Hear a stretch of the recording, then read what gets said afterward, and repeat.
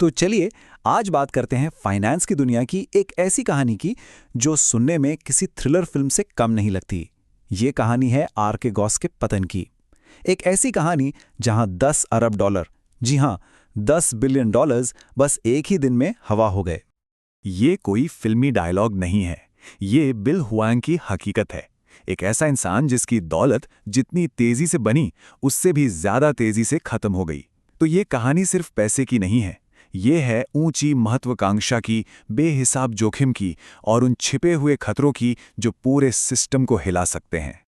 इस जबरदस्त पतन को समझने के लिए हमें थोड़ा पीछे जाना होगा। उस वक्त में जब एक खामोश लेकिन बहुत बड़ा खिलाड़ी वॉल स्ट्रीट पर उभर रहा था। ये कहानी है बिल हुआंग की, एक गुमनाम निवेशक जो देखते ही देखते वॉल स्ट्रीट के सबसे बड़े खिलाड़ियों में से एक बन गया। तो आखिर ये बिल हुआंग थे कौन? देखिए, वो कोई आम निवेशक नहीं थे जो हर रोज टीवी पर दिखते हैं, बिल्कुल नहीं। वो सुर्खियों से, लाइमलाइट से एकदम दूर रहते थे। उनकी फर्म का नाम था आर के गॉस कैपिटल। ये एक फैमिली ऑफिस थी। अब इसका मतलब क्या है? सीधा सा मतलब है कि वो सिर्फ अपना यानी अपने परिवार का पैसा मैनेज करते थे, किसी और का नहीं। और इसी वजह से उन पर ज्यादा नियम कानून लागू नहीं होते थे। मतलब उनके कामकाज पर किसी की कोई खास नजर नहीं थी। सब कुछ पर्दे के पीछे हो रहा था। और बिल हुआंग की यही खामोशी, पर्दे के पीछे काम करने का यही तरीका उनका सबसे बड़ा हथियार बना। उन्होंने एक ऐसा दांव खेला, एक 10 अरब डॉलर का दांव, जिसने जोखिम की बुनियाद पर एक पूरा साम्राज्य खड़ा कर दिया। एक ऐसा जोखिम जिसे आते हुए शायद ही किसी ने देखा था। अब यहां सबसे बड़ा सवाल उठता है ना? आखिर कैसे कैसे एक अकेली निजी फर्म अरबों डॉलर के दांव लगा रही थी और बाजार को इसकी जरा सी भी भनक नहीं लगी? इसका जवाब एक बहुत ही शक्तिशाली फाइनेंशियल टूल में छिपा है। चलिए इसको एकदम आसान भाषा में समझते हैं। लेवरेज का सीधा सा मतलब है बैंकों से पैसा उधार लेकर अपने दांव को, अपनी बेट को कई गुना बड़ा कर देना। सोच के देखिए, अगर किसी के पास 100 रुपए हैं तो वो आमतौर पर 100 रुपए ही इन्वेस्ट कर सकता है। लेकिन लेवरेज के जरिए वो अपने 100 रुपए दिखाकर बैंक से 400 रुपए और उधार ले सकता है और अब वो 500 रुपए का दांव लगा सकता है। अब अगर फायदा हुआ तो वो भी 5 गुना होगा, लेकिन अगर दांव उल्टा पड़ गया तो नुकसान भी उतना ही भयानक होगा। और यहीं पे कहानी में एक चौंकाने वाला मोड़ आता है। आर के गॉस ना थोड़ा बहुत लेवरेज नहीं ले रहा था। वो अपने हर दांव को, हर बेट को 5 गुना या कई बार तो उससे भी ज्यादा बड़ा कर रहा था। इसका मतलब साफ है, उनके पास असल में जितना पैसा था उससे कई कई गुना ज्यादा पैसों से वो बाजार में खेल रहे थे।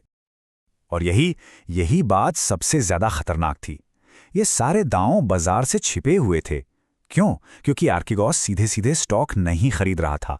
वो स्वैप्स नाम के एक फाइनेंशियल इंस्ट्रूमेंट का इस्तेमाल कर रहा था। बेसिकली इससे उन्हें स्टॉक का मालिक बने बिना उन पर बड़े बड़े दांव लगाने की इजाजत मिल गई। और इसका नतीजा, उन्हें अपनी इतनी बड़ी पोजीशंस को पब्लिक में घोषित ही नहीं करना पड़ा। और सुनिए, आर के गॉस ये काम कई अलग अलग बैंकों के साथ कर रहा था।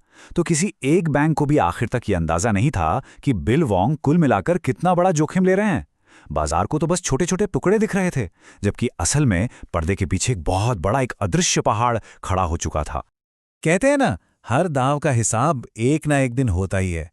और मार्च 2021 में आर के गॉस के लिए वो हिसाब का दिन आ गया। जिस साम्राज्य को बनाने में सालों लगे थे, वो अब बस कुछ ही घंटों में ताश के पत्तों की तरह बिखरने वाला था।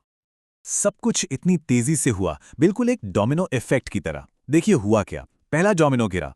आर के गॉस के पोर्टफोलियो का एक बड़ा स्टॉक वाईकॉम सीबीएस अचानक से गिर गया। बस इससे बैंकों में हड़कंप मच गया। उन्हें अपने नुकसान का डर सताने लगा।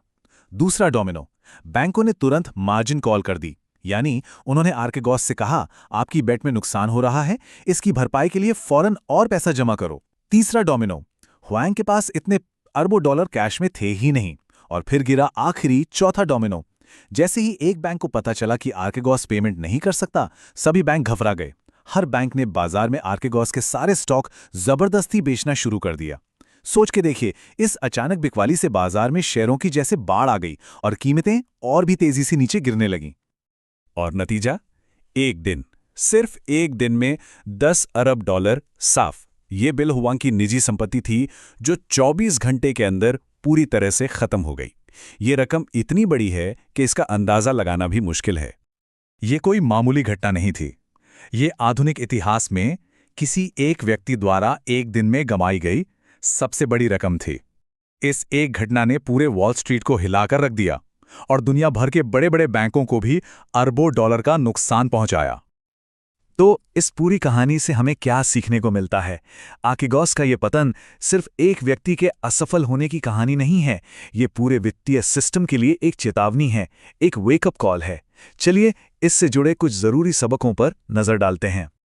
सबसे बड़ा सबक तो यही है कि हद से ज्यादा लेवरेज और छिपे हुए दांव ये एक बहुत ही खतरनाक मिश्रण है। जब पारदर्शिता नहीं होती, जैसा कि आर्केगॉस के मामले में हुआ, तब एक अकेली फर्म का जोखिम पूरे बाजार के लिए खतरा बन जाता है।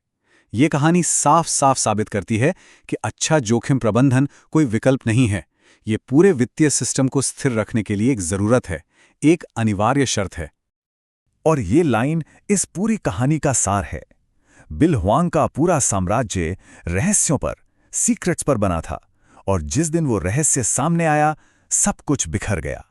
ये एक सटीक उदाहरण है इस बात का कि कैसे छिपे हुए जोखिम पर टिकी हुई कोई भी चीज कभी मजबूत नहीं हो सकती। और आखिर में ये कहानी हमें एक बहुत ज़रूरी सवाल के साथ छोड़ जाती है। जब कोई एक इंसान या एक फर्म छिपकर इतना बड़ा जोखिम लेती है, तो क्या उसकी कीमत सिर्फ वही चुकाता है, या इसकी कीमत पूरे सिस्टम को और शायद हम सबको चुकानी पड़ती है? ये एक ऐसा सवाल है जिस पर सोचना बहुत ज़रूरी है।